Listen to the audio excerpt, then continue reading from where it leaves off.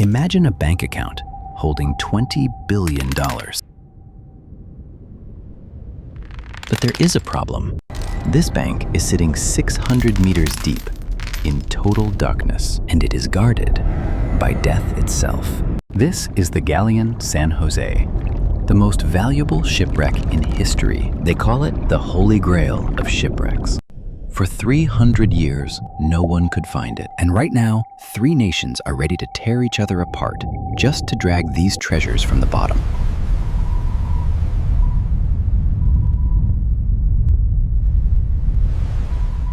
Let's go back to 1708.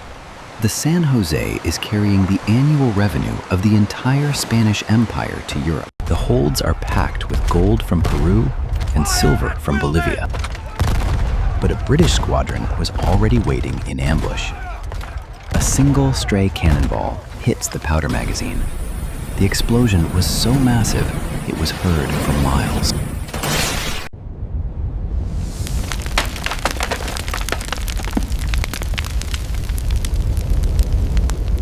600 men and 200 tons of treasure vanished beneath the waves in minutes. It seemed forever.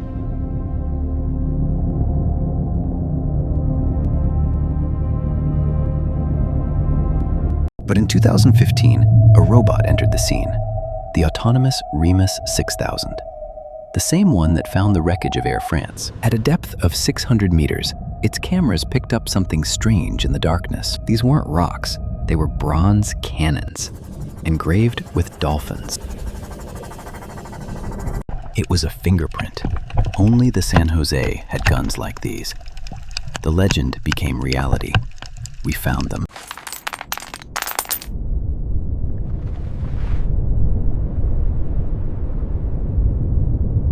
But as soon as the coordinates were known, the battle of lawyers began. 3 countries claimed their rights. Spain stated, "This is our state ship. The gold belongs to the crown." Colombia answered, "The ship lies in our waters. It is our national heritage." And then the Americans showed up. Sea Search Armada demands half, $10 billion.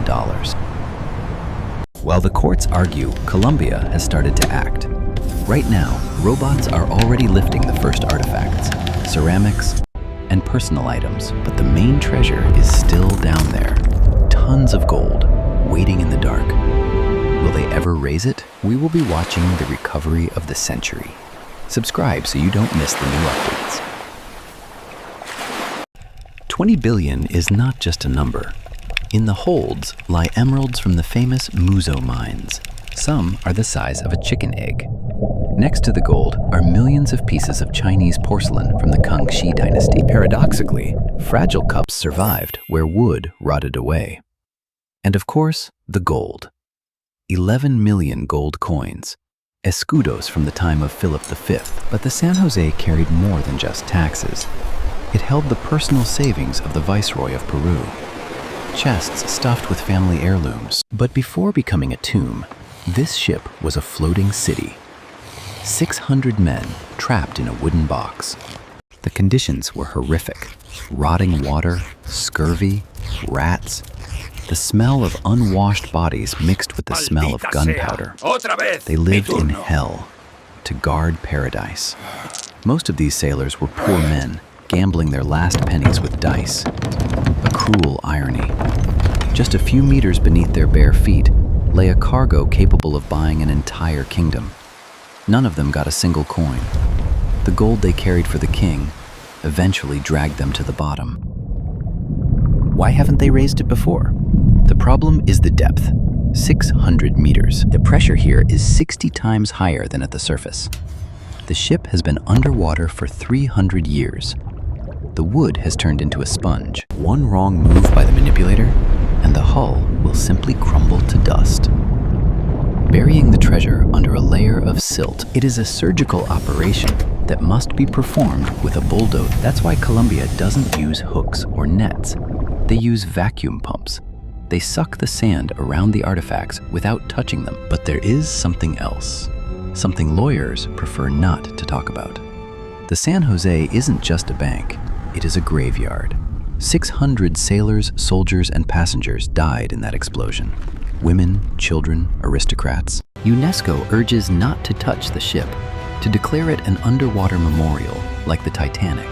But when 20 billion is at stake, morality fades into the background. Greed defeats memory. But raising the treasure is only 10% of the work. The real nightmare starts at the surface. The main enemy of history is oxygen. After lying for 3 centuries in salt water, the objects are used to the pressure. If you just pull them into the air, they will dry out and turn to dust in hours. To prevent this, Colombia is building a giant laboratory. Artifacts will have to be kept in chemical baths for years. The electrolysis process must pull the salt out of the metal. It is painstaking labor. Cleaning a single coin can take a week, and there are 11 million of them.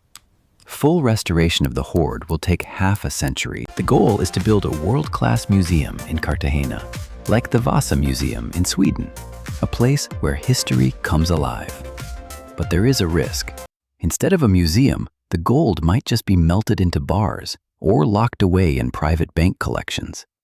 It is a race between enlightenment and greed. The president of Colombia, Gustavo Petro, made the recovery of San Jose a national mission. He wants the gold to stay in the homeland. The Americans from Sea Search Armada have already filed lawsuits in international arbitration.